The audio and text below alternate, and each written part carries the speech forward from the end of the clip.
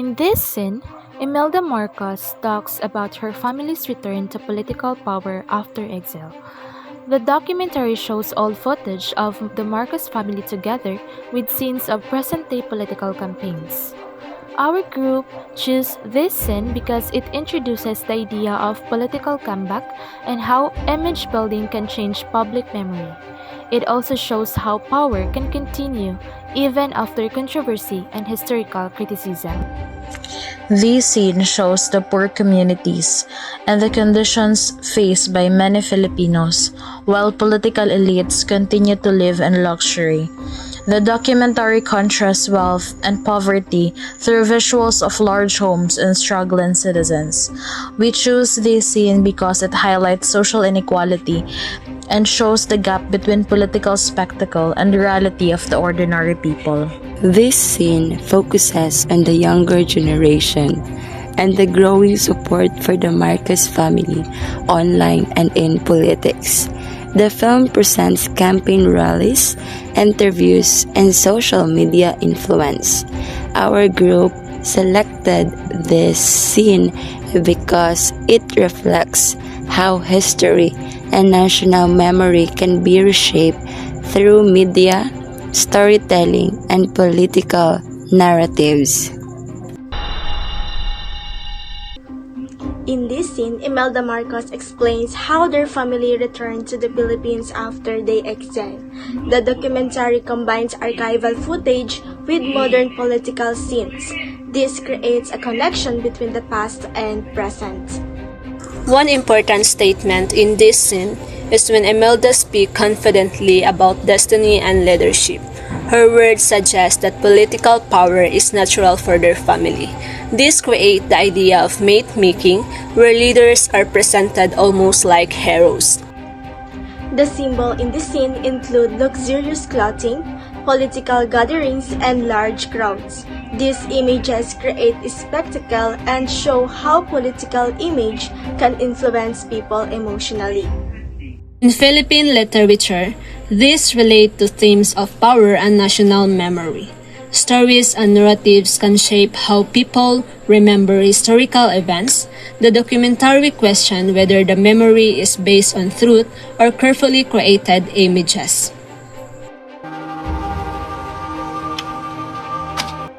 This scene shows poor communities while politicians continue to display wealth and influence. The documentary uses contrast to show the difference between ordinary Filipinos and political elites. One key detail is the visual contrast between expensive surroundings and struggling neighborhoods. This creates irony because many Filipino leaders speaks about helping the nations while many Filipinos are still poor. The film uses images of crowded streets and damaged communities besides scenes of luxury. These images symbolize inequality and the distance between power and the public. This connects to Philippine literature because many literary works talks about social injustice, abuse of power, and suffering of ordinary people. This documentary serves as a modern form of political storytelling. These scenes focuses on the younger generation supporting the Marcos family. Through rallies and social media campaigns, it shows how digital platforms can affect public opinion. A key idea in this scene is the rewriting of history. Some supporters focus only on positive stories while ignoring controversial events from the past. The documentary uses crowds, campaign musics, and online content to create a feeling of emotional influence. These visuals show how spectacle can shape political identity. In relation to Philippine literature, this scene reflects national memory and narrative control. Literature and media both influence how societies remember history.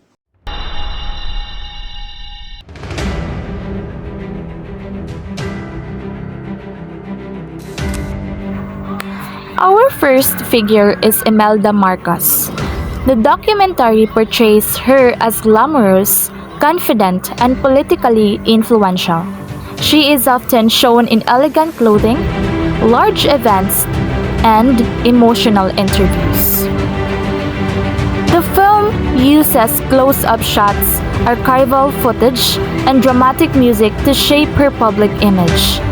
These techniques make her appear powerful and symbolic. Her character connects the themes of spectacle and myth making in Philippine literature because she represents how leaders can create larger than life identities.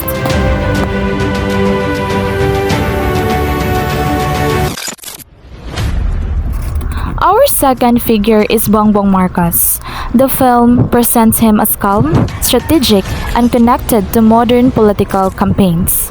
The documentary uses campaign footage, interviews, and social media scenes to shape his image as a leader for a new generation. This relates to the national narrative because it shows how political families continue influencing public memory across generations. The first filmmaking technique is archival footage. The documentary uses old videos and photographs from the Marcos era.